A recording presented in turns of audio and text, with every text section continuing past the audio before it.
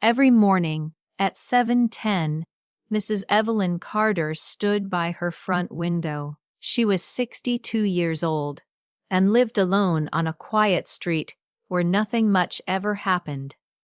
The houses were close together, the fences were low. Everyone could see everyone else, and Evelyn watched. She watched people walk their dogs. She watched cars come and go. She watched her neighbors carefully, especially the woman across the street. Her name was Nora. Nora was younger. Maybe in her early 30s, she lived with her 2 children in a small blue house. Every morning, Nora rushed outside, pulling the kids along, shouting reminders, dropping things. Always late, Evelyn shook her head every time. "She's careless," Evelyn muttered. "No discipline, no order." Evelyn believed strongly in order. Her house was clean. Her clothes were folded perfectly. Her kitchen smelled of soap and lemon. But her thoughts were not as clean. Whenever Nora forgot to close her gate, Evelyn noticed. Whenever the children were loud, Evelyn noticed. Whenever Nora looked tired or messy, Evelyn noticed. And every time, Evelyn judged. She should wake up earlier, Evelyn said. She should control her children. She should try harder. Sometimes Evelyn shared her thoughts out loud to herself. Sometimes she spoke to the old radio, playing quietly beside her. She never spoke to Nora. She didn't need to. She thought she already knew what kind of person Nora was. One afternoon, Evelyn's friend Margaret came to visit. They sat by the window with tea. Evelyn pointed across the street. "Look at her yard," Evelyn said. "Always toys everywhere." "No pride." Margaret looked quietly. "She looks busy," Margaret said. "Busy is not an excuse." Evelyn replied, "We all have problems." She just sipped her tea. That evening, Evelyn stood in her bathroom, brushing her hair. She looked into the mirror. The mirror was old. It had a thin crack running down the side.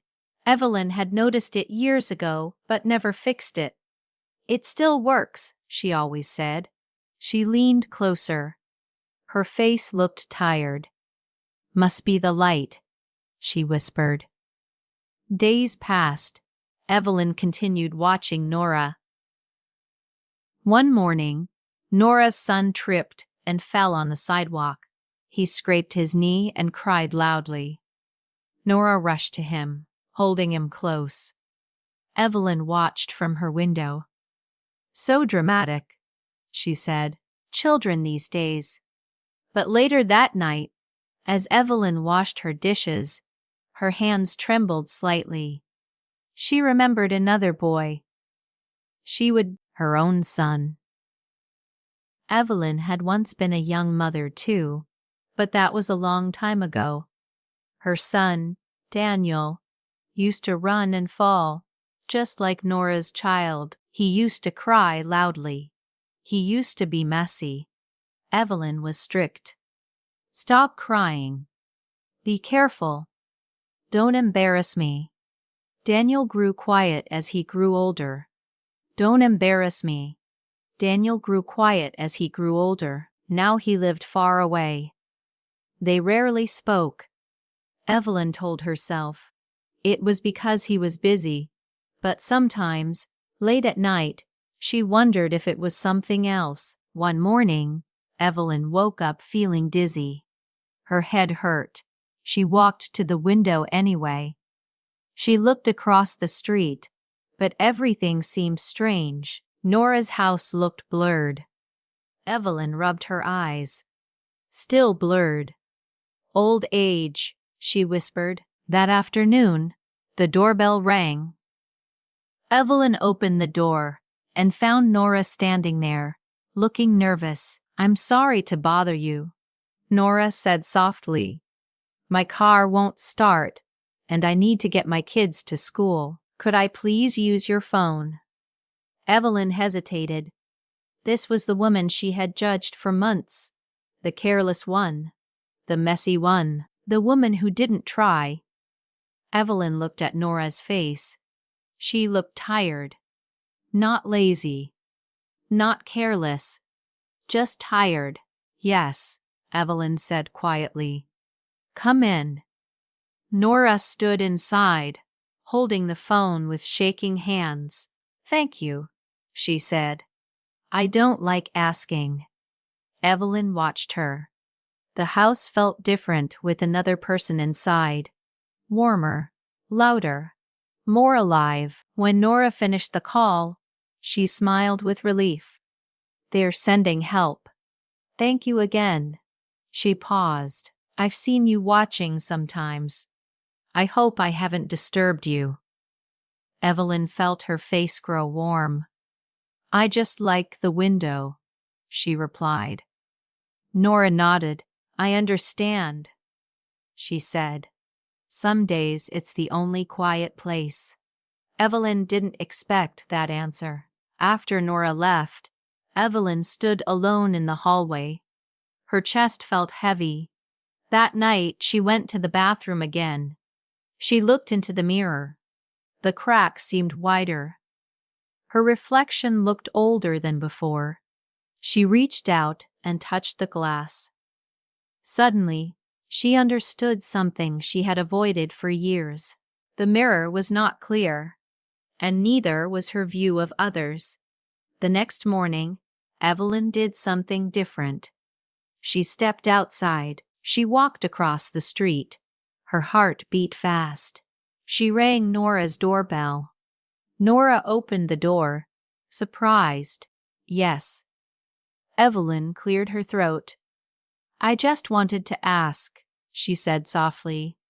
Do you need help sometimes? Nora stared at her, then her eyes filled with tears. Yes, she said quietly. Very much. From that day on, things changed. Not all at once, slowly.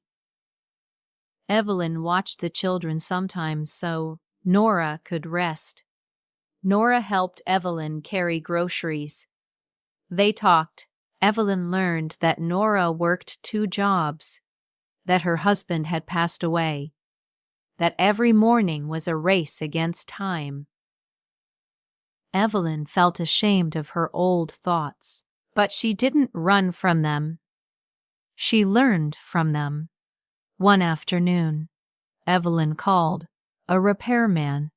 She pointed to the bathroom mirror. It's cracked, she said. I want a new one. The man smiled. About time, he said. When the new mirror was installed, Evelyn looked at her reflection. It was clear. When the new mirror was installed, Evelyn looked at her reflection. It was clear. She smiled. Weeks later, Evelyn received a letter from Daniel. He wrote that he had been thinking about her, that he wanted to visit. Evelyn cried, not from sadness, from understanding. That she realized she had spent years judging others while never looking clearly at herself. One evening, Evelyn and Nora sat on the porch, watching the street grow quiet. Evelyn looked at the window of her house. I used to think that window showed me the truth, Evelyn said. Nora smiled gently. Windows can lie, she said. Mirrors help more. Evelyn nodded. We often think we see others clearly, but many times we are only seeing through our own pain, fear, and past before judging someone else's life. Clean the mirror inside your heart.